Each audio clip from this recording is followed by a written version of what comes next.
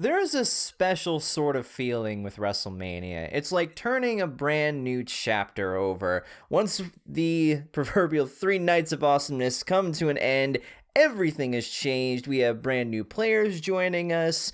We have brand new experiences. We have brand new champions. We have a brand new path set before us.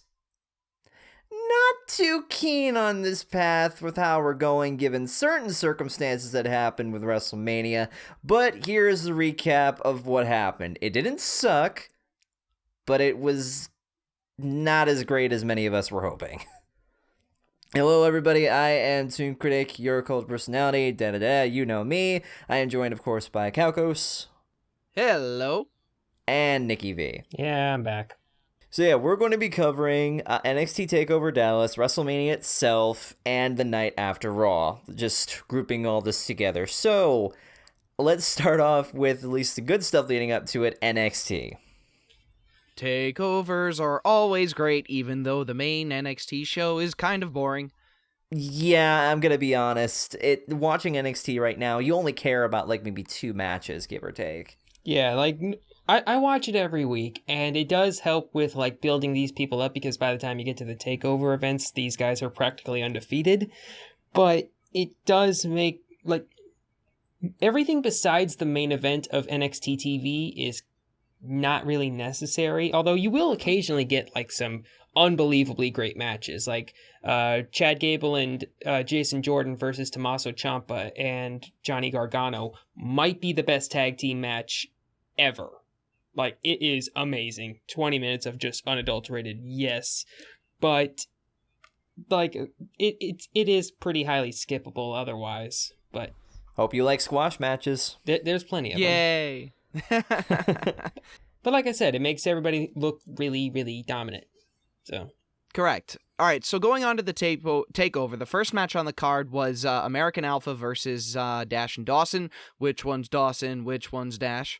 This was a fantastic fucking tag team match. And here's the funny thing is that American Alpha, you look at their tag team and you know down the road, like several years from now, they're going to split and one of them is going to move on to become a grand single star. But Dash and Dawson, these guys are true tag team specialists. And I realized this when I think it was Dash who crawled underneath the ring, went all the way under to the other side and stopped Jordan from getting the tag. yeah, like these guys, Dash and Dawson, do things in the ring that you wonder why other teams don't do. Like, you were like, hey, how come nobody's ever crawled underneath the ring? Or, hey, how come nobody ever, like, tried to do a tag team, or a tag that wasn't quite legal so that one of the tag team partners is getting reprimanded while the other does some nefarious shit to the guy in the ring? Like, these guys are absolutely fantastic at heel tag team. And they are absolutely perfect at it. Not to mention, I mean, it's a fantastic rise to prominence angle for Jordan. I mean, last year at the NXT tournament for WrestleMania, they were chanting Jobber Jordan. And look at him now, he's tag team champion.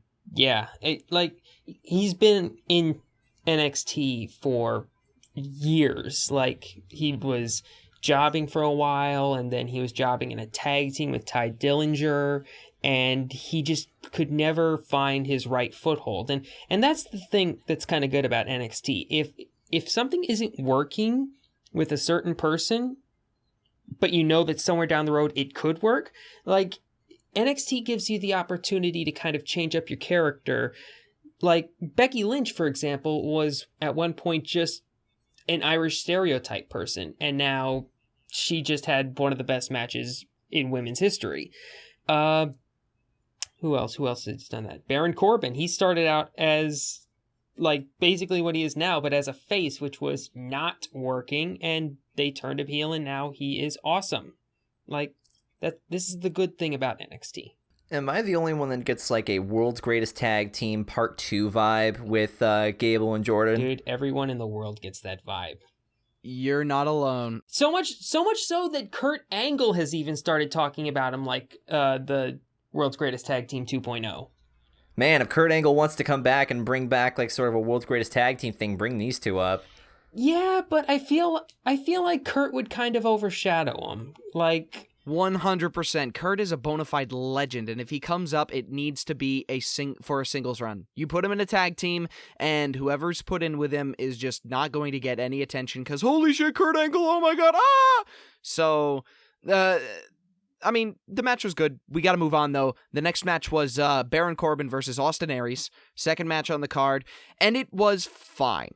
Austin Aries won, solidifying his indie gimmick, or not his indie gimmick, I should say, solidifying the fact that he is an indie darling and he will be Baron Corbin, blah, blah, blah, blah. And it was just a setup to move Baron Corbin up to the main card, which is fine. It was a fine match. Not that great, but it wasn't offensive. The next match, I would like to skip until the end. Okay, I would like to skip over that match and talk about that match last. The match after that was Bayley versus Asuka, with a result that I actually was not expecting. I kind of was expecting it. It makes sense now that after what because of what happened after at WrestleMania, I should say. It makes sense now, but when it happened, I was just like, whoa! I wasn't expecting it to happen that soon, but it happened, and I'm kind of grateful for it. Yeah, I feel like this was probably the best outcome for this match because, like, Bayley has run through the entire women's division in NXT. There's nobody left for her to go up against. So Asuka was the person to take the title, and now Asuka can run through the women's division there. Maybe at the next TakeOver, which is rumored to be in Tokyo, by the way. Yep. Holy shit, that's a card I can get behind. Or, like, if they have a card at TakeOver Tokyo of, like, Finn versus Hideo, Shinsuke versus Baron, Asuka versus Bayley again, maybe American Alpha versus the two guys from Bullet Club whose name, Doc Gallows and Machine Gun Carl Anderson, that would be fucking hype. The only thing I really wanted to quickly add with the past match, Austin Aries and Baron Corbin, I have a feeling Aries is going to find a way to fit himself nicely into the main event picture with NXT. Because to be fair, there's not really a lot going on with, like, now that people are leaving to go up to the main roster. There's got to be some people who can fill the void, and I think Austin Aries is going to be a good fit for that. Oh yeah. Let's hope. With Asuka here, man. I expected this to happen because I'm thinking Bayley is going to get the shit kicked out of her, and she put up a good fight, but I think this will lead up to the rematch now where Bayley's got to really, really up her game, and that'll be a challenge for her. Bayley will be the underdog here again. So and the cool thing about this match was Bayley pulled out all the stops. Like, she used the guillotine choke that she beat Nia Jax with. It's okay, as the Frenchman, it's guillotine. Guillotine. Guillotine. Did I say guillotine? Yes, you did. You Louisiana fuckface. Hey, Louisianians are a lot of French people too. We're just Cajun and you're the one French. at the SummerSlam prediction that went Louisiana boy, and I'm just like, fuck you. God damn it. But anyway, she did the guillotine choke on. Aha. She used that choke that she used to make Nia Jax tap out.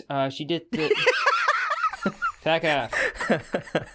Like, she basically did all the stuff that she used to beat other people before.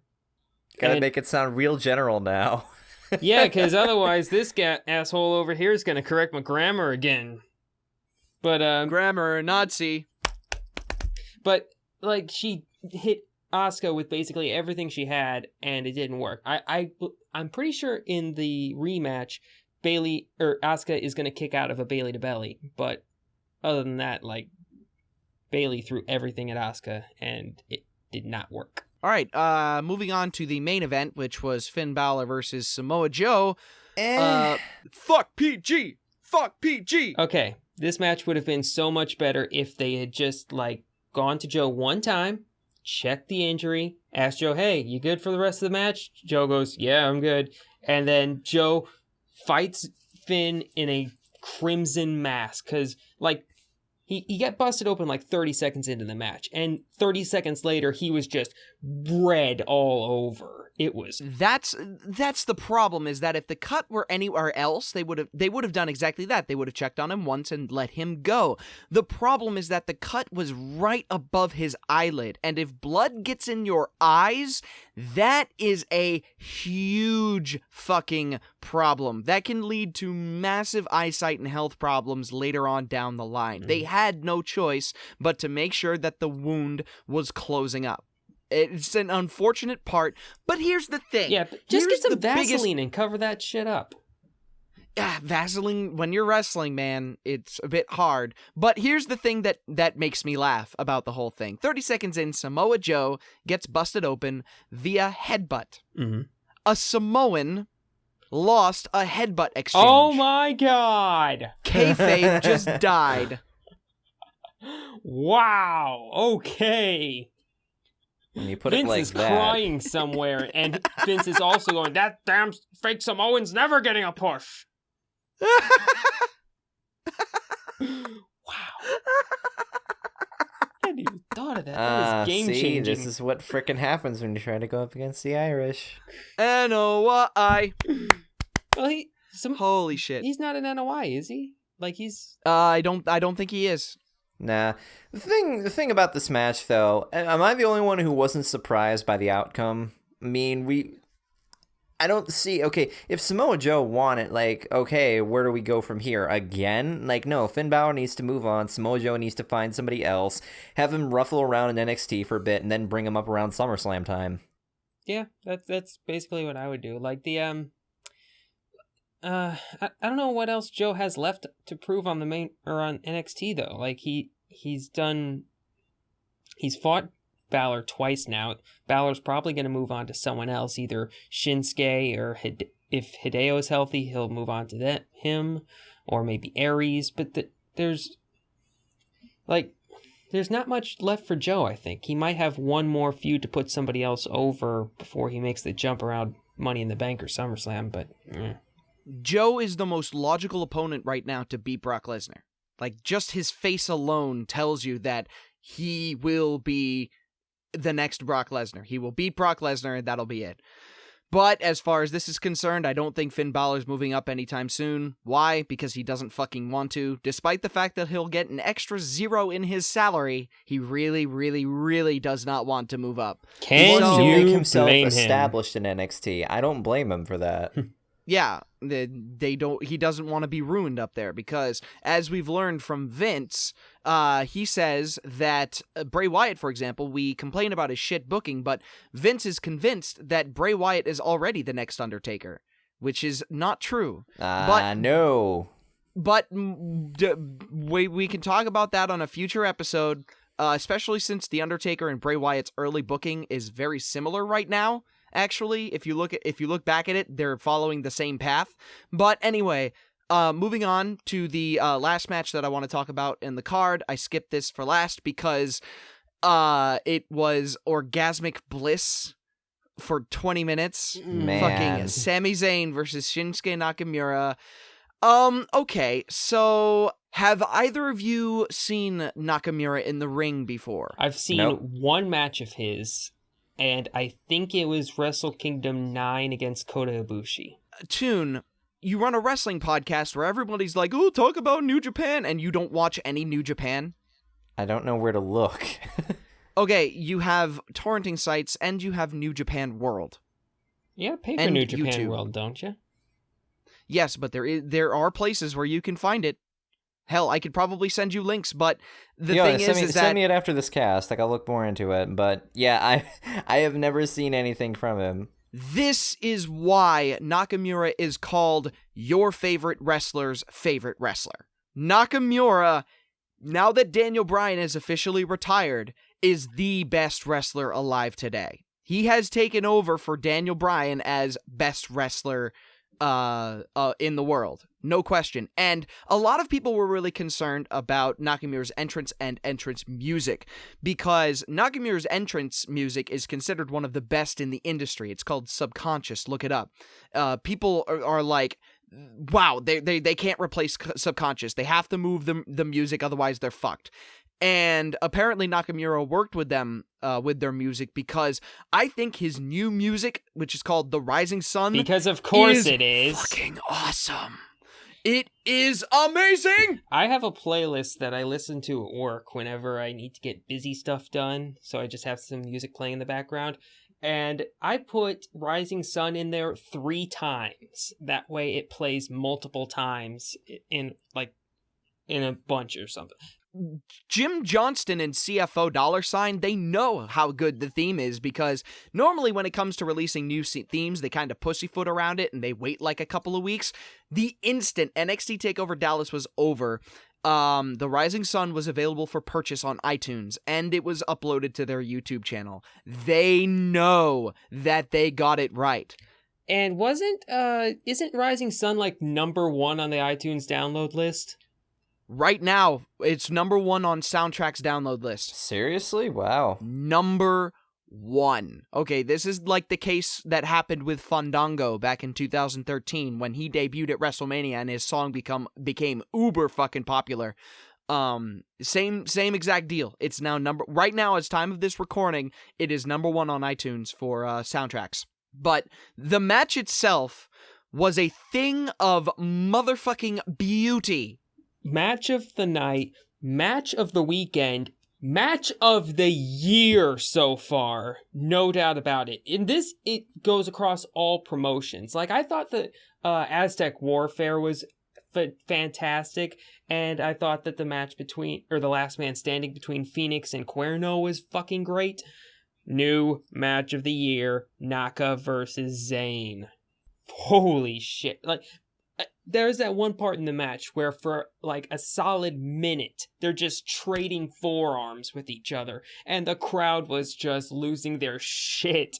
Because it's just like, yes! He brought strong style! And he's using it like crazy!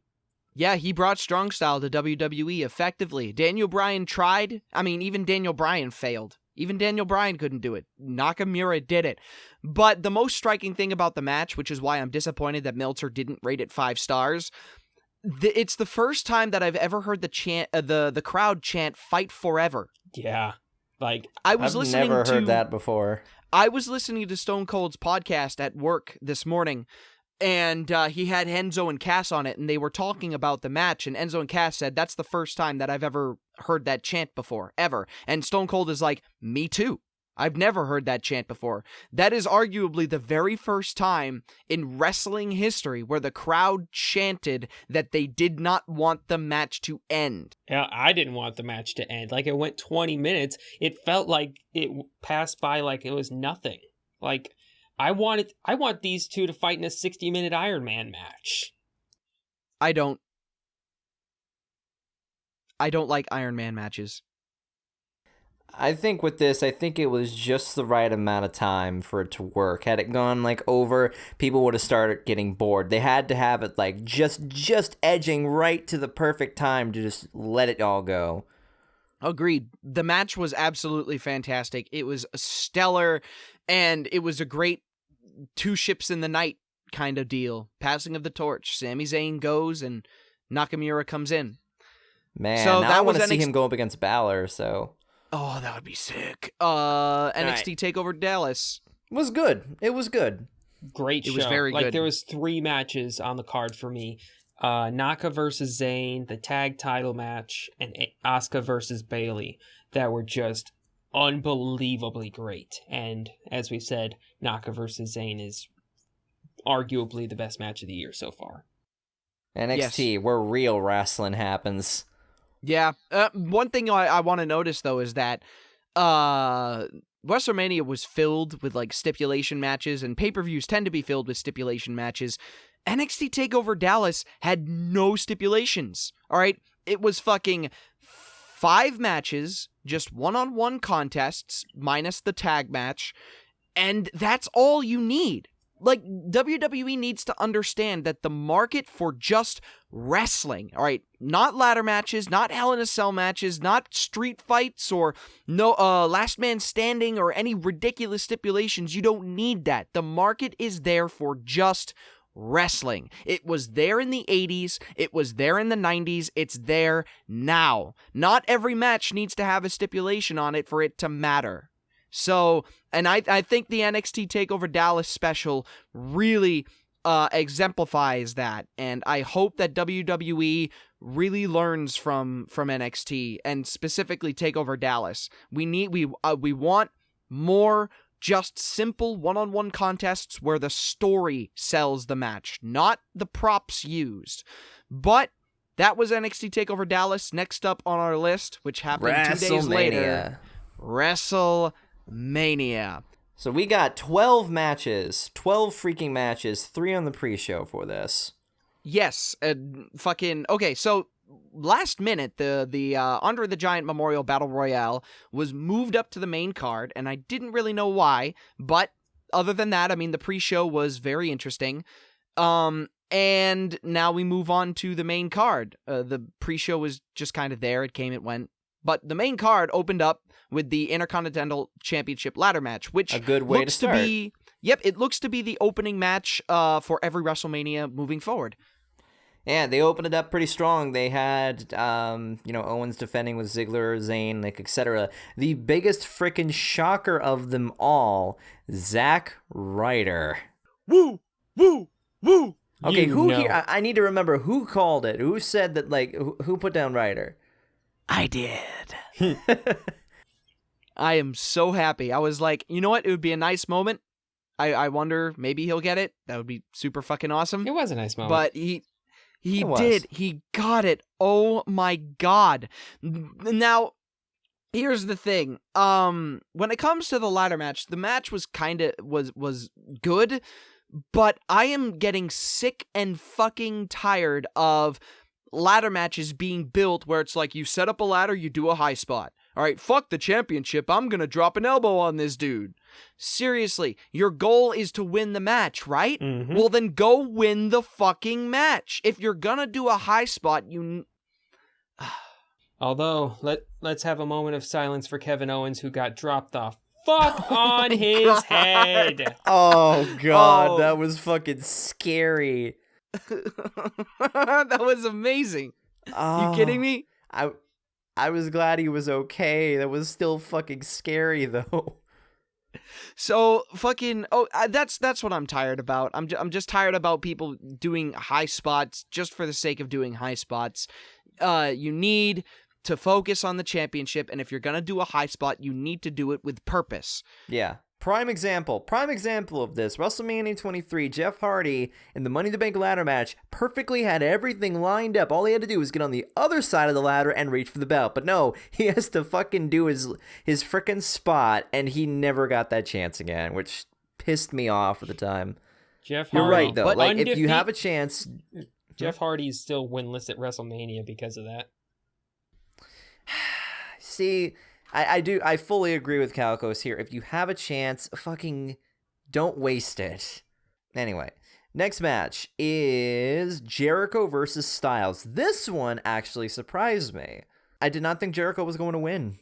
Me neither. Like it felt like they've been trying so hard to push AJ up the card that it would make so much more sense for Jericho to put Styles over one last time, but he won with admittedly a fantastic finish, countering the phenomenal forearm into a code breaker, which was just like... What's interesting, though, about this is that later Jericho, later or before, Jericho would do an interview, I think in character, where he's just like, I don't care, I'm going to bury everyone. He's like, I'm going to bury everyone, I'm done putting people over, da-da-da-da. So I'm guessing now we're getting full, 100% heel Jericho, which I think he works best at. So... Best heel Jericho! Which means we're more than likely going to have a 5th and final Jericho Styles match, hopefully with a stipulation like last man standing, or 2 out of 3 falls, or falls count anywhere. Did you forget what I said about stipulations 5 minutes ago? I understand, but it's Payback, and it's the 5th and final match. There has to be something special for it. That's not happening, okay? Because at the Raw after, AJ Styles became #1 contender. Did you not forget that? Did you forget that? I thought we weren't going to discuss that, or... Yeah, I know, but at this point, you're intentionally lying. Okay, yeah, that's right. I don't know if okay, is that still going to happen at Payback, or... They never actually did say whether it was going to happen at Payback, but I'm pretty sure that that's what they're going to do. Jericho could challenge him for the #1 contendership? No. I think that more likely we're going to get a thing with Jericho and Ambrose, because I think on SmackDown, which is on right now, Jericho... No, neither of us watch SmackDown anymore. Well, it's better than Raw, so why not? But apparently Ambrose and Jericho do something, but like I wouldn't be surprised if at Payback Jericho moves on to Dean Ambrose, because that's a good feud for both of them. If he wants to do that, all right, go for it. I was just saying that okay, this is just going back on what I said. I thought it would have made more sense for there to be a 5th and final match. But you know what? If AJ Styles is going to have to go... if he's going to go after Roman Reigns, I think that's a bit of an upgrade. Yeah, of course. Why does it matter that it's not a tie? They're 2v2, they're tied, they're equal. Well, doesn't WWE have a thing about settling ties, or... Yeah, you know what? This is good that they're not. All right, it allows AJ Styles to move up the card, and he's doing so at an incredible fucking pace. Yeah, and besides, there's nothing wrong with being on the same level as Chris Jericho. That is true, but now it's moving a loss at WrestleMania to the next night becoming #1 contender for the championship. That's admittedly a bit jarring. I'm not gonna lie. Yes, it is a bit jarring, but at the same time, you can take losses and elevate yourself. Undertaker's very career is a perfect example of this. The guy was doing nothing but squashing jobbers and losing to Hogan and Ultimate Warrior for years before becoming the Phenom. People forget this because The Undertaker is a massive legend, and he's been as such for over 15 years, but people forget that before the legendary Bad Blood Hell in a Cell match, the guy was doing nothing but squashing jobbers and losing big feuds. He was doing nothing but that. He lost his Ultimate Warrior feud. He lost his Hulk Hogan feud. He lost his Mankind feud. He lost them all. So what you're saying is he is exactly like Bray Wyatt. Exactly. The only feud that he won with certainty was the dog shit fake Undertaker angle that they had in 94. That was literally it. So it's not a problem that AJ Styles loses a feud and moves up the card. It's called being strong in defeat. Nothing wrong with that at all. Anyway, as far as the match itself, it was fine, if but a little sloppy. AJ Styles missed some cues, but I could attribute that easily to nerves. He's never wrestled in a crowd this large, and in fact, it is the largest WrestleMania crowd they've ever had. Yeah, it didn't actually break 100,000 like they said it did, but still the biggest one ever. The actual attendance number was something like 93,500, but... keep in mind, WWE is as guilty of this as every sports federation ever. All right, the standard practice is to inflate numbers by 15%. So WWE is not alone in this regard. Oh yeah, not saying they are. Yeah. All right. Nikki would know better than me. All right, moving on to the next match. We have the League of Nations and the New Day. Not for the tag team titles. The League of Nations goes over. Don't quite understand why, but. And then to add on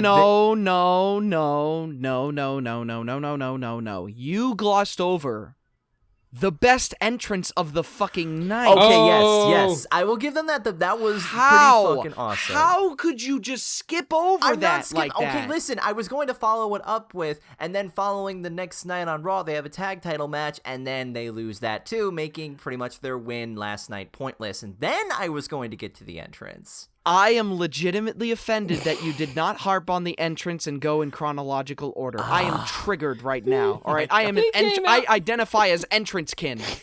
Wow. Okay, no, they had one of the best entrances of the freaking night. They were the fucking Ginyu Force. Ginsu Force? Ginyu? Ginyu. It's Ginyu Force. Yeah, it's Ginyu Force. I don't know and anything Ginsu about Dragon Knives. Ball. That's it. Okay, well, they dressed as the Ginyu Force, and Xavier dressed as Vegeta, tail and everything. And this to me proves that New Day can do whatever the fuck they want. Coming They in have a big box of bootios, not giving a fuck. They have earned the trust and respect of the guys backstage and are allowed to do whatever the fuck they want. Which is necessary for their characters, because if you try and script the New Day, it is going to end badly, especially face New Day. We've seen how they get treated that way. It's not good. But like, we're talking before, like pre-face or now face? Original face. Okay, the original face was like fucking terrible. Right. Yeah.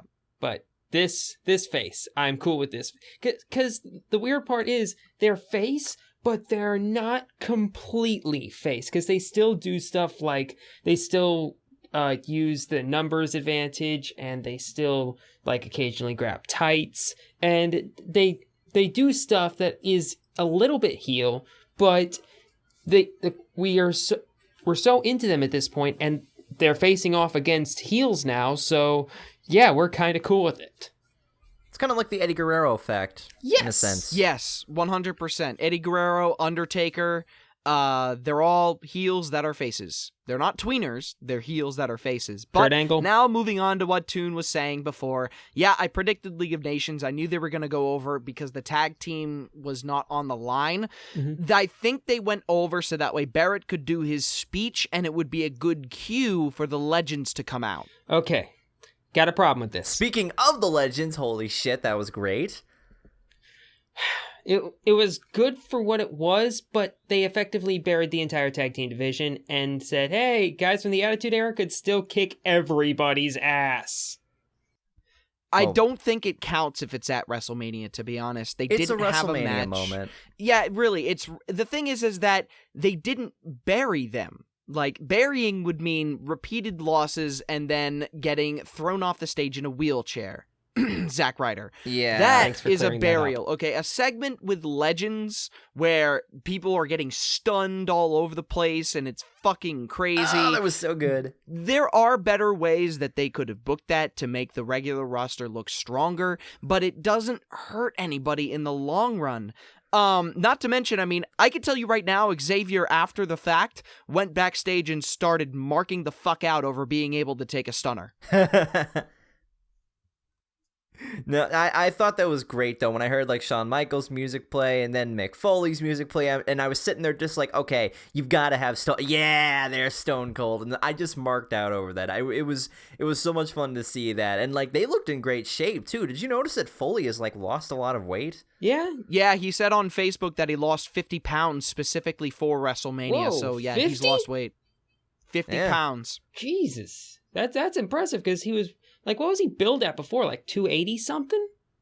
Yeah, he was a fatso. Holy shit! And then all of a sudden he's doing much better now. His joints are starting to heal, and he doesn't look like he's about to drop dead anymore. Looks much better than he used to. So, but I just don't get the logic. Like I said, I don't get the logic by them winning here and then the next night on Raw going for the tag titles and then losing. Going back to what I said last time with the kayfabe thing, they lost the first two matches, so this match wasn't for the title, but they won this one, so now they earned themselves another championship shot. It's dumb. It's dumb, but fuck it. Really, who cares? Like, at this point, I'm just like, it really...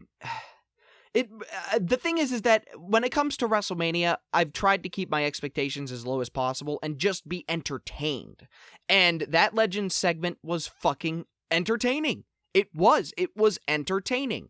And I don't count it against the whole Legends thing. What matters to me is if there's an actual match between a legend and then somebody loses that multiple times or loses really quickly once. That is what I have a problem with. And we'll get to that later. Yeah, it was kind of funny to see Xavier Woods try and get Stone Cold Steve Austin to twerk. That was funny. Oh, that was amazing. And fucking Shawn Michaels doing his thing. Fucking great. And it also shows that Stone Cold can still get a fucking great stunner. Yeah. Not to mention, I mean, I mean, Stone Cold doing the whole dancing thing and then stunning Xavier. I mean, that's fucking Stone Cold. That's his what character. we know best. Yeah. It doesn't matter if you were a heel, a face, a fucking jobber, a main eventer. You were going to get stunned. Didn't matter who you were just going to get stunned. So it makes sense from a kayfabe perspective for Stone Cold to do that. But anyway, let's move on to the next match. Do we have to talk about this? Must we? Dean Ambrose versus Brock Lesnar. This was the worst match of the card. Not even because I'm a Dean Ambrose fan, not even because it was a letdown. It was a fucking terrible match. All of Rock the hype that they've been versus building up to Rowan it, was better. yeah, it really fucking was. Listen, you have this build-up with Ambrose and that the passing of the torch, you have him using all these items. Name all the times that he got to fucking use the items. No, this match was not a bloody street fight. This match is not what we were wanting, or even, what we wanted was a freaking Edge Foley style matchup where everybody's getting the shit kicked out of each other. There's weapons, there's spots, there's everything. A good old, 15-minute match of just pure hell. They weren't even given any time. They had the shortest match on the card. And you know what they fucking turned it into? Suplex, fucking suplex, F5, end. It's fucking obvious that Lesnar is phoning it in now. All right, the seeds were planted a long time ago because Vince just cannot stop getting Lesnar on every card. He's working house shows now. Yeah, this is why. That is absolutely ridiculous. And here's another thing. I know I'm jumping ahead a little bit, but Shane McMahon took a tombstone and a choke slam onto steel steps and kicked out. Dean Ambrose is, quote, indestructible, and it only took one F5 onto chairs, and that's it. He And didn't even 10 get hit that suplexes. often with kendo sticks or anything. He tried to do he tried to start the chainsaw twice. It didn't start, and he never picked it up again. Dumb. Making that pointless. He grabbed the barbed wire baseball bat and was about to take a swing at Lesnar, but Lesnar hit him, and he dropped it, and then he lost. Making it pointless.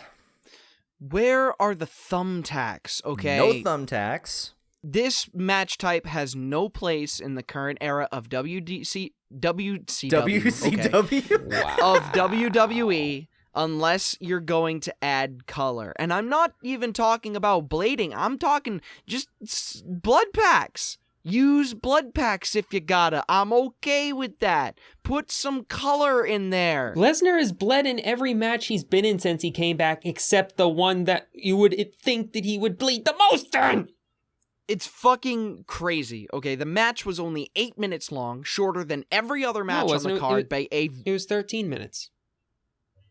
Oh, it fucking felt shorter than that. Holy It shit. did. Never mind. It wasn't that much shorter, but it was a short match. They really needed more time, and the main event needed less time.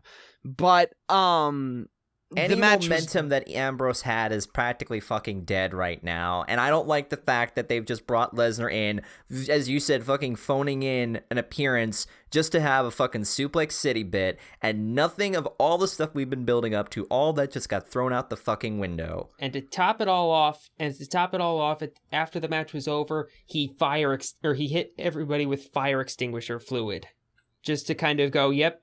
Let's just go ahead and put this whole thing out. Yep, that's good and dead. Fantastic. Wow. You're right. Yeah. Next match. Yeah, the only other worse match than this was Team Total Divas versus Team Bad and Blonde. I will disagree with that. That match was surprisingly solid. Yeah, Are you sure? I am very 100%. Dude, it was a match involving Eva Marie that didn't have any hilariously terrible botches. I call that a success.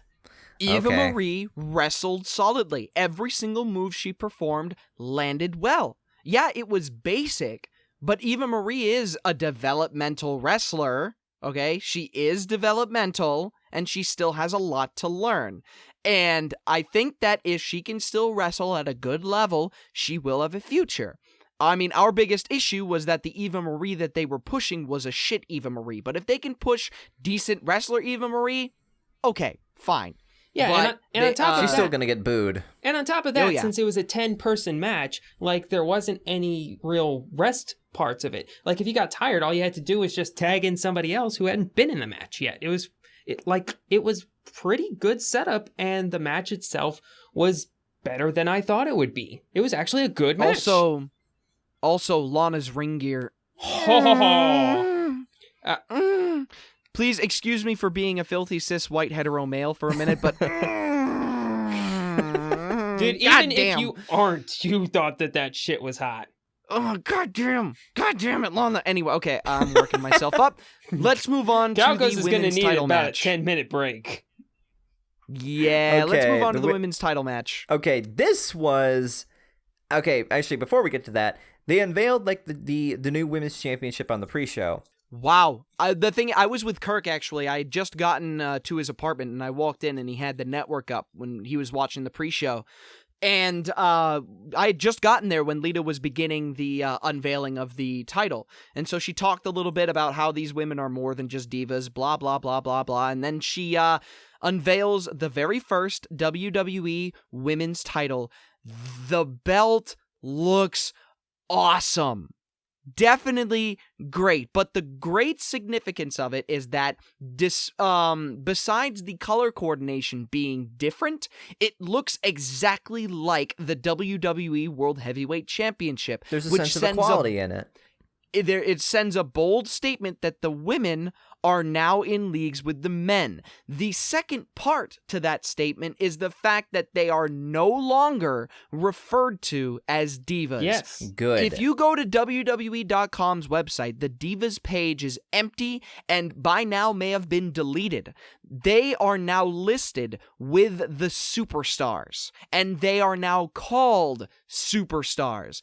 We may have had to wait a little while for the Divas Revolution to truly kick in, but it has now finally kicked in. The Divas term is no more. They are now called superstars, and nobody complained. And what a way to, like, pass it over, though, with this match. And on top of that, like, during the rest of the pre-show, they spent the last, like, hour or so shitting on everything to do with the word diva. Like, the old Divas title, like, the term diva. Like, they have seemed to have completely erased it from their lexicon. And that is awesome. That was... Hey, Renee, what do you like about the new belt? I like that it looks like a belt.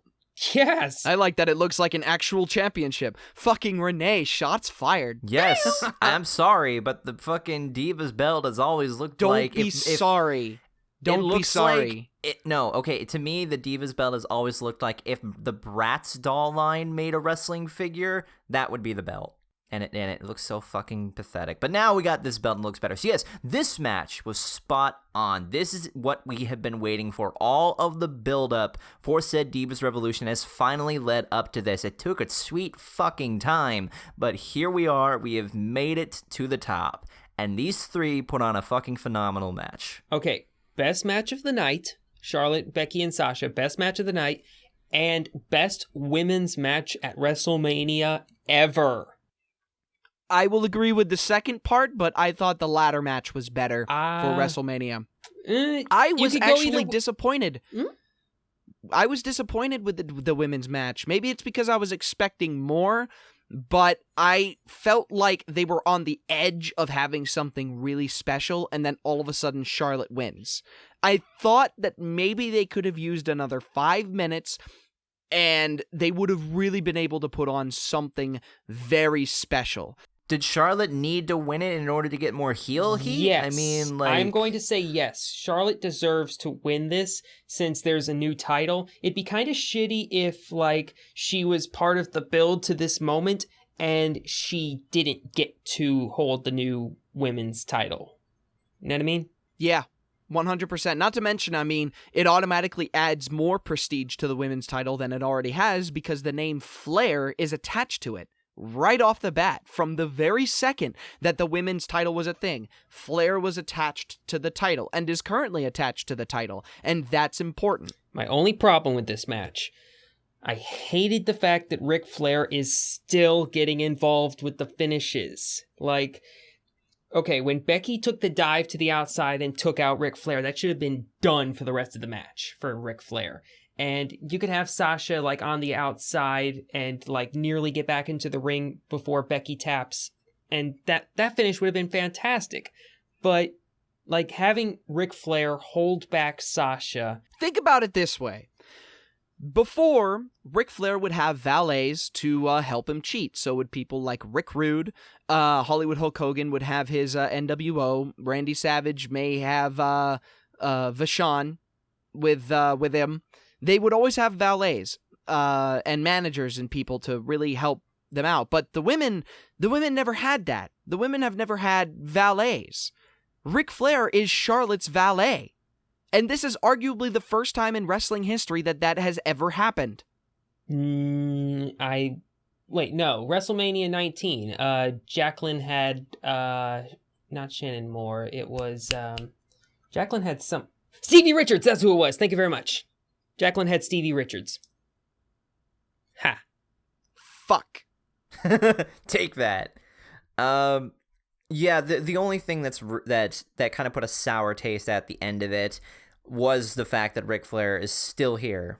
Yep, you hate the fact that Ric Flair is still there, still interfering in Charlotte's matches, still making sure that she wins, and because you hate Charlotte him more is for fine it. enough on her own. She is a good enough wrestler on her own. Her promo skills are shit. No, in kayfabe, she is not. In kayfabe, she is not. That is why she has to cheat. But she needs to fucking stand on her own. No, she does not, because she has Ric Flair. Sasha and Becky, well, you know what? They're on a whole different tier below Charlotte because they don't have Ric Flair. That's the point in kayfabe. Out of kayfabe, your point stands, but in kayfabe, because you hate the fact that Ric Flair keeps getting involved, it's working. You're getting worked, buddy. It would have been cool if Snoop Dogg would have interfered on Sasha's behalf. Now that I would have accepted 100%. That's another thing that I wanted to point out. Like, Sasha gets this great fucking live entrance with, like, goddamn Snoop Dogg, and she doesn't win because of that. Actually, I do want to point something out. Kirk, who I was watching Mania with, made a very interesting point that at WrestleMania, a lot of the times, the wrestlers with the overblown, showy entrances end up losing. See the New Rey Day. Mysterio, WrestleMania 22. WrestleMania, both Brock Lesnar and Roman Reigns at WrestleMania 31. Randy Orton, Batista, Triple H at WrestleMania 30. You can go down the list, and a lot of the wrestlers with overblown entrances tend to lose. And it makes sense, because it's like, yeah, the person with, like, if you got a match between two people, it's like, yeah, this person won, but this person also had a cool entrance. So that way you get to talk about both of them in a positive light. I guess it makes sense. But anyway, as I may have been disappointed with the match. I think it should have gone a little bit longer to really bring that drama to a head. But it wasn't a bad match at all. It was a fine match, and it's definitely a historic moment that the women got to co-main event WrestleMania, and when the title was won, they got the pyro, which I think is going to happen from now on. I believe the women's match is probably going to be set right in the middle of the card of WrestleMania as the co-main event. And if it gets good enough, down the line, if it's good enough, perhaps the women can main event WrestleMania. No question that they're going to start main eventing pay-per-views, but WrestleMania, well, if it's good enough, fucking do it.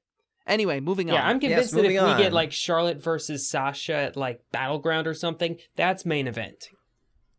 I can only hope. So now we come to the Hell in a Cell match between Undertaker and Shane. Decent. First off, I called fine. it. Second, yeah, and I hate the fact that you're right. I really do this time. Because Shane No. This isn't funny. Shane comes out with all of these promos saying that the WWE sucks, the stock keeps falling, ratings are falling, you're not making as much money, superstars keep leaving. And a lot of his points are completely valid. The stock is going down. The ratings are going down. Show attendance is going down. That is the WWE admitting to themselves that something is wrong and it needs to change. Shane is that vehicle for that change. That's why I find it funny, though, legit, because the writers are that fucking stupid to lay out all the groundwork for this and then to fuck it all up.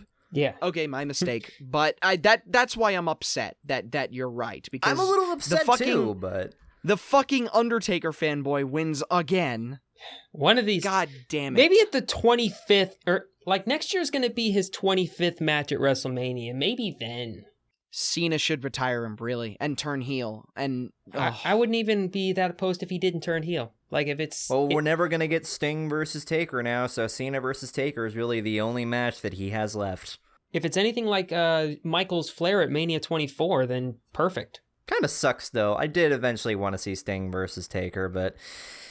Some matches you can't get, but about the actual match, Shane landed an amazing coast-to-coast, driving his right heel, right through the fucking trash can. And the thing that really hurts me, though, is that the match was super fucking slow. Shane was kind of slow, but he was acting it up. Undertaker got gassed within 4 minutes of the match. And it went on for another 25. He got tired real fucking quick. Undertaker needs to retire. He really does. All right, Brock Lesnar can carry him to a good match because Brock Lesnar has enough energy for 2.5 men, but Shane does not, and it hurt the match. These two were not in the best shape of their lives, though I'll give Shane credit that he has at least gotten somewhere close to where he used to be. I'll perfectly agree. Taker is not as... I guess he's lacking in the... stamina. He's getting older, but what he was able to do, he was able to do it when it counted. But goddamn, he did look slow at some points. I was worried. He needs to retire. He really does. In the immortal words of Scott Steiner, he's fat! It's a fat ass!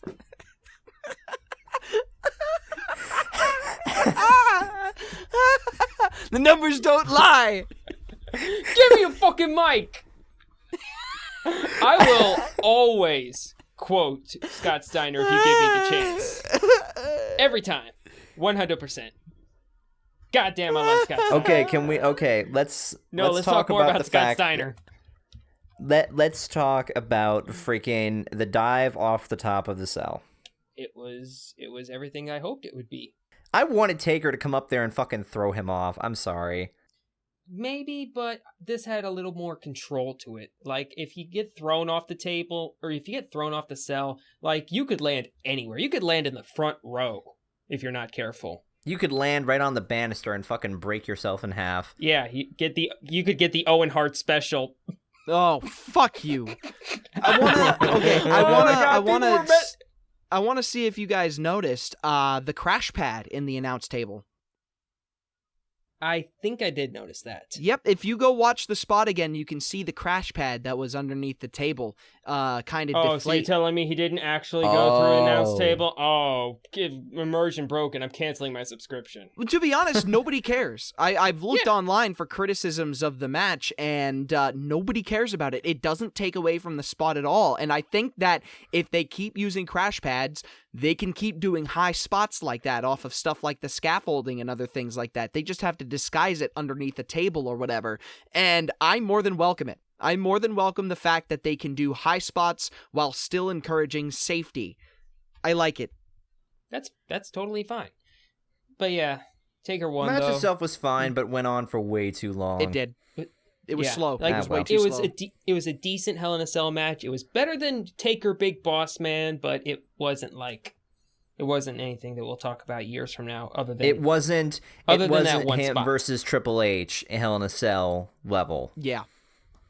Now, we're moving on to the next segment, and you want to know why I don't find the whole Shawn Michaels, Mick Foley, Stone Cold Steve Austin thing so bad? You want to know why I find it to be fun and entertaining and not really worry about League of Nations or New Day? You want to know why? Why? because of this segment. Stone Cold, Shawn Michaels, and Mick Foley are there mostly to appeal to the crowd. This segment, though, does nothing for nobody. The Dallas Cowboys come out. Makes sense. The Dallas Cowboys are one of the most highly revered cheerleader teams in football history. Yeah, I was about to say the cheerleaders, the football players didn't actually come out. Yep, nope. I can tell you right now that Zack Ryder has now won more championships in Texas than the current Cowboys. The joke is Zack Ryder has more championships in Dallas than Tony Romo. God damn it. I'm sorry, I can't sports ball. Let me do the sports ball jokes, okay? I will let you do I will let you do that, okay? But Okay. anyway, The Rock comes out while the cheerleaders are doing their thing. The Rock appeals to one of them because he's the fucking Rock. And then he grabs what I thought was originally a t-shirt gun, and then it started shooting flames. And I was like, dude, it was so fucking cool though. Admittedly cool. it was admittedly cool, and he sets a fire to The Rock, and it's like, okay, great. Now go down to the ring and cut the same promo that you've been cutting since 1999. Go do that, okay? And guess what? He fucking does. He references the Makin' Rock Babies thing again, that like he did at WrestleMania 30.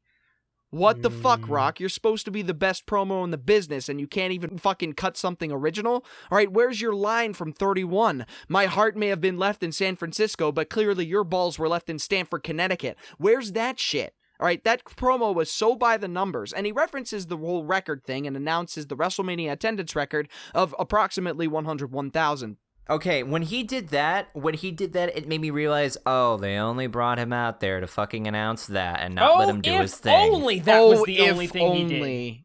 Yeah, then we'll get to that next part. So, the Wyatts come out, and this is something I actually really wanted to see at WrestleMania 31, but couldn't because of the sunlight. The fucking stadium lit up with fireflies.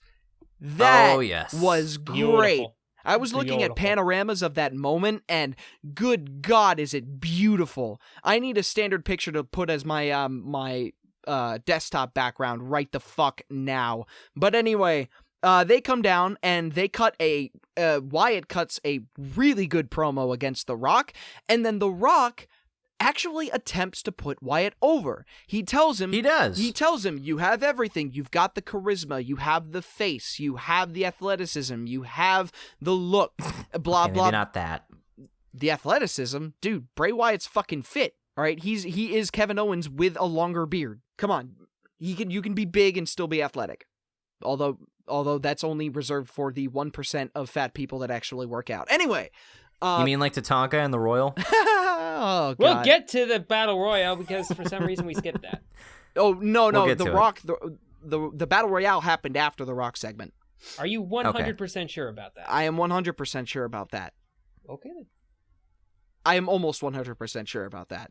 I like how you backpedal. Okay. Anyway, so The Rock says, records, okay, do you want to, well, I'm ready to do a match right now, and you think, oh my God, impromptu 6-minute match with Bray Wyatt? Fuck yeah. All right, you can do a lot with 6 minutes. Fuck no. No. Instead, it's Eric Rowan. And so I'm like, okay, 6-minute match with Eric Rowan. Ding, ding, ding, rock bottom, pin, 1, 2, 3, ding, ding, ding, 6 seconds, shortest match in WrestleMania history. Fucking Rowan got They buried. only had that match just so that they could break that record. What held that record before? Was that the Kane versus Chavo match at 24? Yep. It may have been. Rey Mysterio versus JBL may have been a contender as well, because that was 21 seconds. But yeah, 6 seconds, and Rowan got fucked, and then Cena comes out, grand return, although he's not fully 100% back yet. I guess they just wanted to have Cena at WrestleMania. The whole fucking segment was worse than any match on the card. And I am getting fucking tired of The Rock coming out and upstaging absolutely everybody. Or at the very least, attempting to upstage absolutely everybody when you have the full-time wrestlers that are going to be there day in, day out, and nobody cares for it anymore. Yeah, like the only people who didn't get absolutely bodied by The Rock was the New Day a couple months ago. And that's because they have the charisma to actually hang with The Rock. Like, the Wyatts just had no chance in this because they were going up against Super Rock and Super Cena, Who, by the way, why the hell were those two teaming up? I thought those two were supposed to be bitter rivals. Because they're friends now. Because fucking I don't know. The segment was fucking awful. Nothing in this WrestleMania was like super offensive. It wasn't super terrible. A lot of people are saying the WrestleMania was absolute garbage. I disagree. Just spoiler for my final thoughts. It was fine. This was the only thing that was truly shitty. Truly bad. Moving on. Okay. Moving on. I don't want to... Now we have the Battle Royale. Now I was wondering, okay, why are they bringing up... Like, why did they move this to the main card? They must have something special in mind. Oh, they had something special. First off, they brought fucking Shaquille O'Neal. I was kind of just laying back on my laptop, just kind of like watching it like on the TV. I sat the fuck up when I saw Shaquille O'Neal. I'm like, wait, what? Hey, Sports Ball Man, how monumental is it that Shaq was in a WWE ring again? I'm going to say it was pretty fucking big because Shaq has talked for a long time about wanting to get into the ring and compete, and he did. And like toe-to-toe with Big Show. Toe-to-toe with Big Show, and on top of that, like the next day on all of the news outlets and stuff, they weren't talking about, oh, Roman Reigns won the world title, or they weren't talking about, oh, Zack Ryder pulled off a huge upset. They were talking about Shaq making a 2-minute appearance in the armbar. Like that, and then he got eliminated along with Big Show pretty freaking quickly. Yep, that's good. That's a good thing. It means that Shaq only eliminated, along with the help of Big Show, Fandango, and Damian Sandow, and then both of them were eliminated. By the way, kind of silly that the intellectual savior of the masses thought, hey, let's go after Shaq. What could possibly go wrong? This does two things. One, it adds a bit of unpredictability to the match because the champion is one of the first to be eliminated. So you immediately go into the match thinking, new champion, cool. Second, it means that Shaq doesn't stay in there and look better than any of the wrestlers for longer than he needs to. It means that he made his appearance, he appealed to the crowd, and then he was done. There was no need for him to hang around in the ring for that much longer. And that was cool. The match itself, not particularly great. It was fine, but we didn't get any exciting Royal Rumble or Battle Royale spots like we got in WrestleMania 30 with Kofi Kingston, Alberto Del Rio, and Cesaro. But the thing about that, though, is that they managed to sneak people in, and we didn't notice until, like, the commentators started noticing it. Like, who spotted Tatanka? I as the match was starting, I was like, who is that guy in the face paint? I noticed it was Tatanka. I was like, is that fucking Tatanka? I saw it on his And he looked short. in terrible shape. Keep in mind, I have never seen a Tatanka match, ever. So His finisher is the top rope chop. That's his finisher. Yeah. That's He got all you to need do to it, know. so... Yeah, he did get to hit the chop on someone. That's cool. But the biggest surprise through that, Baron fucking Corbin.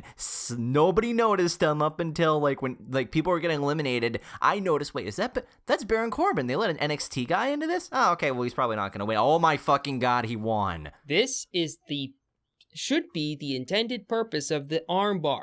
Get people who you may not otherwise notice because there aren't any big premiere matches at Mania to get those guys noticed. Because this was Baron Corbin's pretty much official debut on the main roster.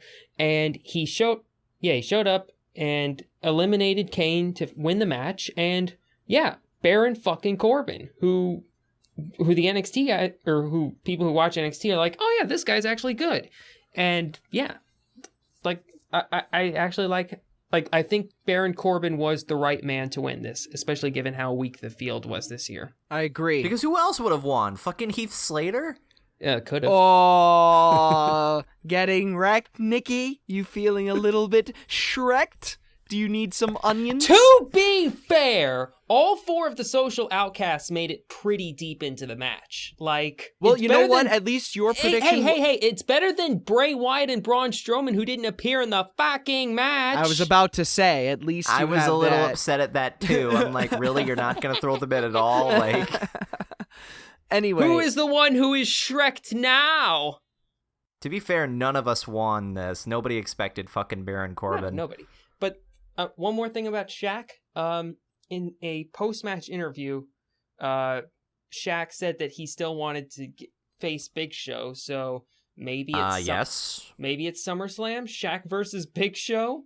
No, he said he wants to do it at WrestleMania next year. Let it fucking happen. Let that be the usual celebrity match that we get. No, Okay, let that be the usual celebrity match / piss break. Yeah, but at the same time, let me think. When is SummerSlam usually? Like mid-August? August. That Around that is. time. Oh wait, no, that's right as basketball season. Like no basketball. Yeah, that's starts in right when fucking football. October. That's when baseball season's going. Yeah, That's about when- baseball. yeah, it's about when football season starts too. I should so- know because Anyway, I live in Red Sox territory. Anyway, moving Yeah. on to the main event. Okay, main event time. Calcos, how does that song go? How does that Roman Reigns song go? Roman Reigns, the guy with the biggest pecs. Roman Reigns, the guy who has lots of sex. Roman Reigns, the guy with a lot of class. Roman Reigns, the guy. We all fucking knew this was going to happen. At least we were all right on that. Roman wins, lol. This Yeah. WrestleMania, let's face it, WrestleMania 30, we stole from Vince, the entire thing. WrestleMania 31, we stole the main event from Vince. This WrestleMania was Vince's WrestleMania. No question. Chris Jericho going over AJ Styles, all Vince. Okay? All Vince. Brock Lesnar going over Dean Ambrose in 13 minutes, no color. That was all Vince. To make sure that he doesn't overshadow Roman.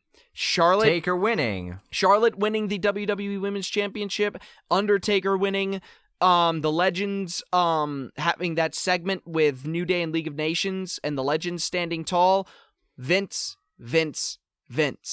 This main event, this WrestleMania, it was all for Vince because we had stolen it from him twice before and he wasn't going to take it this time. So, be that as it may, the main event was fine. It just went on for 27 motherfucking minutes. It was way too fucking long. The spear through And everybody who had been saving up enough energy in their lungs, boo fucking city here. Wow. Yeah, like I feel like maybe they like Maybe one of they'd the have big gotten tired by the end of it, but nope. one of the big conspiracy theories was that like the crowd would be so out of booze, like they would just be so dead by the end that they wouldn't have any booze left. Oh no, we have Nope. plenty left in the tank specifically for Roman Reigns. We were saving it up for him, but Even when John Cena came back, there were cheers, but then of course there was old John Cena sucks thing louder than ever. The John Cena sucks chance is now officially the new "You suck, Kurt Angle" chance. Yep. We cheer it because we want to. We say that he sucks, but in reality, we love the guy because we love how much he is a douchebag. Like if Kurt Pretty freaking much. Angle does come back, we will be chanting "You suck," Yes, especially if he uses his old song. and he will. Yeah, that will. way we can go along with the cadence of it. You suck, dun dun. You But suck. even though this match, it did go on for too damn long, but it still had some pretty good moments. Triple H did his best to make Roman Reigns look good, but that was not fucking enough. Nope, it And- wasn't enough at and- all. I finally called it. Roman speared Stephanie. Yep, And wouldn't that was and wouldn't cool. you- And no reaction for it. No, don't even fucking say that. When he speared Stephanie, the crowd lit up. They were loving it. Yep, the crowd lit up because Stephanie McMahon hasn't received any comeuppance for her actions in 2 years. Okay. No, I mean, like, from the wrestlers. The crowd, of course, was fucking excited for it, but, like, they just moved directly on after that. Like, Triple H didn't even get mad after that. Like, Yeah, that is kind of true, but still, like any good reaction from the crowd for Roman Reigns, I guess, is considered progress. Even though by the end of it, we were still booing him like crazy. So Yeah. The match itself was fine, but it wasn't good enough by any margin. It would have needed to be a 5-star classic for it to be worth a damn. but it wasn't. But Roman Reigns is now champion. They blew their load, so maybe we can move on to building up other people. Well, let's talk a little bit about what happened on the Monday Night Raw afterwards, because Yeah, we've been at this for like an hour and 10 minutes, so Yeah. let's get the good things out of the way. And let's start off with this. Enzo and Cass finally fucking debuted. It's about goddamn time. Not only did they debut, they cut the best promo of their fucking careers. ooh, like they tore down the Dudleys. Wow, and not to mention the Dudleys did very well to sell their insults. When Enzo made the lazy eye comment, Devon immediately threw a fucking tizzy. And heels in WWE don't really react to things. They kind of no-sell the insults, and Devon and Bubba Ray, they know how to sell insults, and it made Enzo and Cass look that much better for it. So I appreciate the Dudleys selling those insults so well. Their debut was fucking amazing, and it's very clear that Enzo and Cass will go over. Even if Amore's wrestling experience turns out to be not that much, make Cass a single star, make Enzo his manager, put him up against Brock Lesnar, bada bing, bada boom, realest guys in the room, you're done. How you doing? Pretty much.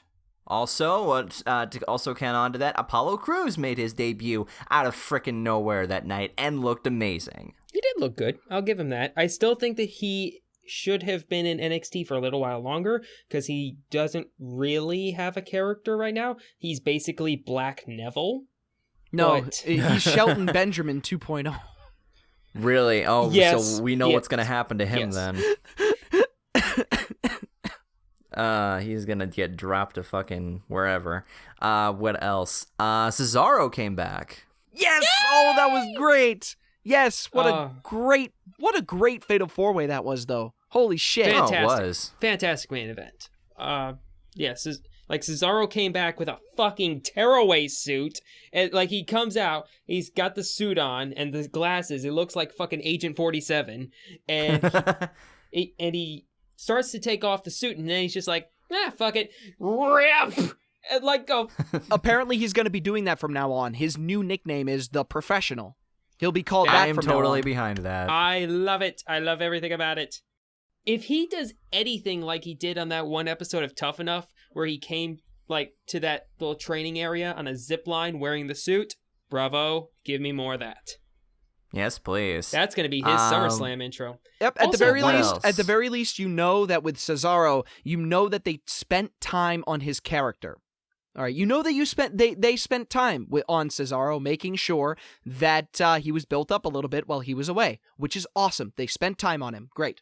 Also, Shane was in charge, Yeah, which was weird because He didn't really do much. it was a way. Again, it was a way for Vince to be like, "I gotta get my win, damn it!" But the crowd's gonna be angry, damn it. So I'll let Shane run the Raw after WrestleMania, damn it.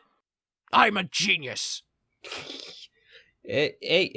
and to go after the thing where he didn't do much, yeah, because he wasn't cutting shitty Authority promos, he was booking good matches. Yeah, I Damn it. noticed the Authority didn't make a single appearance on that Monday Night Raw, and I hope it stays that way. That would be I nice. hope so too. What Uh, else? Who else debuted? on Baron Monday? Corbin did. Baron Corbin. Look, he is probably gonna have a feud with Ziggler. Yeah, that was a good match with Ziggler he had, because like it went all the way around the ring. It ended in a double count out, but in this case that's fine. And at the end he was screaming at the ref like, "This is your fault!" And then boom, end of days. I'll just say this: the Monday Night Raw after WrestleMania was great. It was great up until fucking Miz. I am sorry, I'm gonna go into like pissy rant mode, but there was no fucking reason for Miz to even have any chance at like going over Ryder and taking the belt. There was no reason other than to set up a stupid feud that Ryder's gonna get the belt back, and Miz doesn't fucking deserve it. Everything was perfectly fucking fine, but then they had to say, "Ha, you really like this, huh?" Not Why anymore. does We're gonna Miz just not? ruin it for Why you. does Miz not deserve it? He's the best heel in the business, and this gives Ryder something No, to Owens do. is the best fucking heel. Owens is the best badass heel. Miz is the best snarky heel. Okay, that's He's what the Miz best is. heel at getting heat.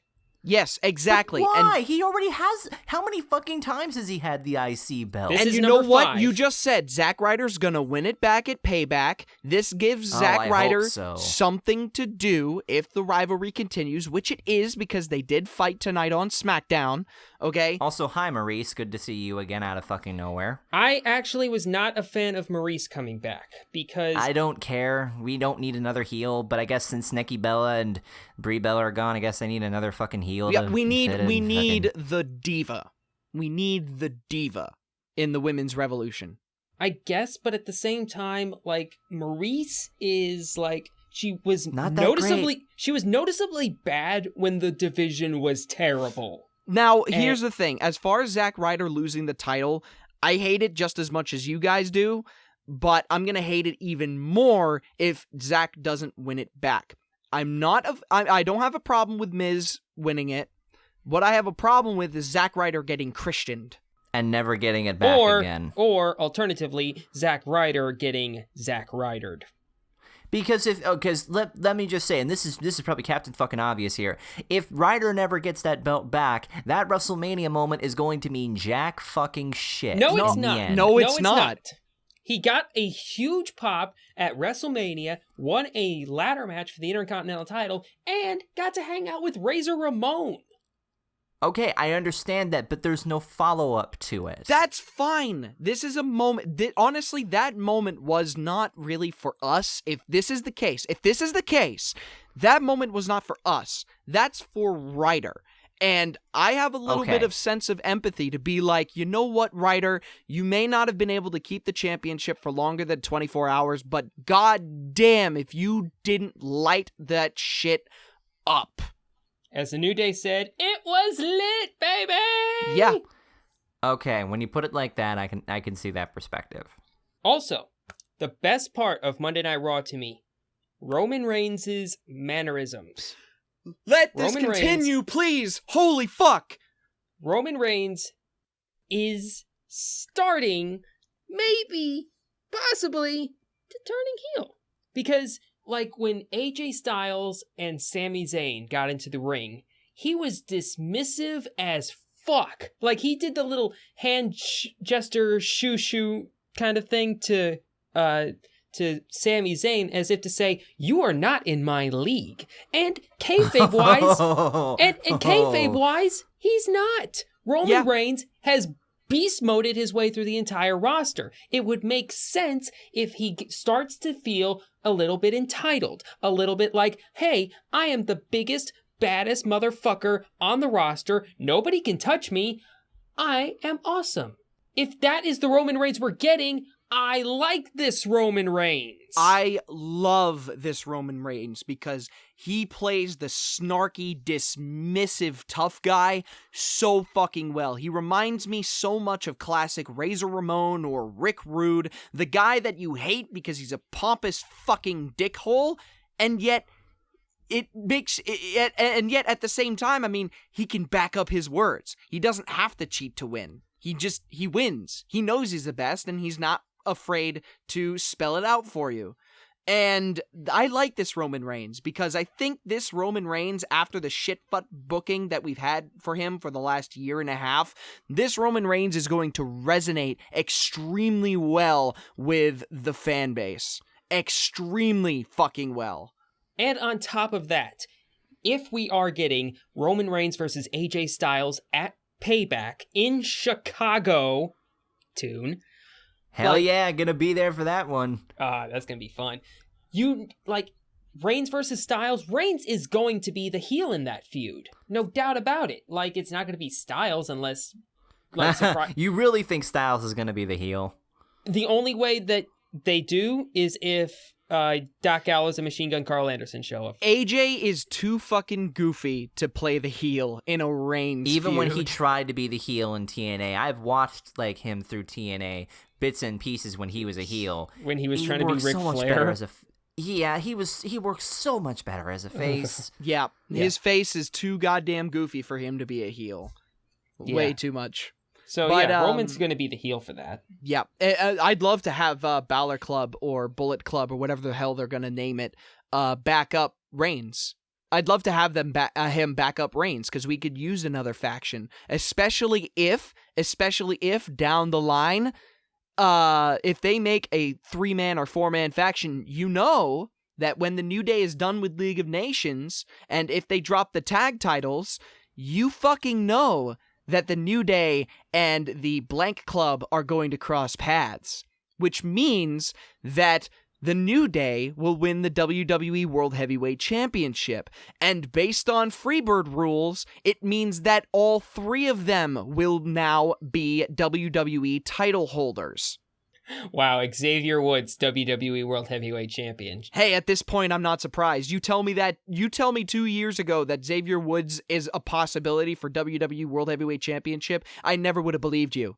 It took a huge character change and a heel turn to do it, but right now, New Day are the merch leaders in WWE sans Cena. So I would not be surprised if WWE throws them a singles run or 2. And if we get Balor Club or Bulletproof or whatever fighting Roman Reigns, then at SummerSlam, Rollins should be healthy. Ambrose should still be a face. Are you picking up what I am throwing down? 10-man tag team match, playa. Holla, holla, holla! No. Point is, with all What the... I'm You're saying is gonna Shield go versus- one-on-one with The Undertaker, playa. Shut up, Teddy. My point I'm is, though, saying that Shield versus Bullet Club. Give me that. You know what would be great, though, at SummerSlam? Make it end in a double countout or a double DQ, or just make it a no contest. Present them as equals. I'm okay with that. Just as long as I'm that's okay not the with main that, too. event. Yeah, well, It's only it that. could be the main event. The thing is that the match can end in a double DQ, present them as equals, but that can't be the end of the pay-per-view. The story needs to progress from there. They can do it. They've done it before. They did it with Shawn Michaels versus Triple H. They can do it again. Yeah, wrapping up. Okay, I am excited. I'm excited to see where we're going to go from here. We brought up a lot of people from NXT. We laid the groundwork for a lot of brand new feuds. As Calicos has said before, this is the end. Now we're at the beginning of a brand new fucking chapter. I am excited. I'm hyped up for this. I'm hyped up for Payback. I'm so happy that I'm going to be able to go there. I have not gone to an event since 2011, so getting to go to this is going to be a real fucking treat. I've never been to an event. Take me. If I could, I would take both Well, of you. to be honest, I'm going to have to look up to see what WWE events are coming in Boston, because I actually have the money now for tickets, so I got to see what I can do about that. Save up, man. Yeah, like apparently there's going to be a show heading to Lake Charles sometime in the near future, but and Do it, you nerd. If the radio station gives away free tickets like they did last year around Elimination Chamber, fuck yeah, I'm doing it. Well, this weekend was definitely filled with a lot of ups, a lot of downs, but at the end of the day, I had fun. This isn't like Royal Rumble 2015 territory, okay? This Hell no, WrestleMania, we had fun. This WrestleMania was not that bad. It wasn't that great either. It's no WrestleMania 10 or 20 or 30 or 3 or fucking 22 or 22 or 17. Like it's not or up 23. Yeah, it's not up there, but it definitely was a fine WrestleMania. It's not that fucking bad. It's just it felt less like our WrestleMania and more like Vince's WrestleMania. Yeah, especially when you consider all the people who went over. Jericho, Rock, Austin, Foley, Cena, Lesnar, Taker. Still living in the old age. Yeah. But anyway, besides all that, we have a chance now to make some new adventures and new paths.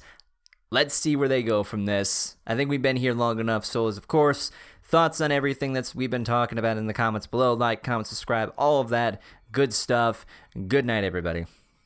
Insert Owen Hart joke here.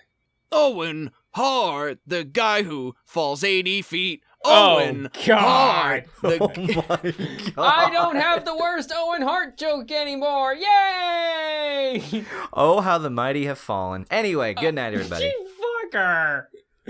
Oh, now you're both scumbags, just like me. Jeez.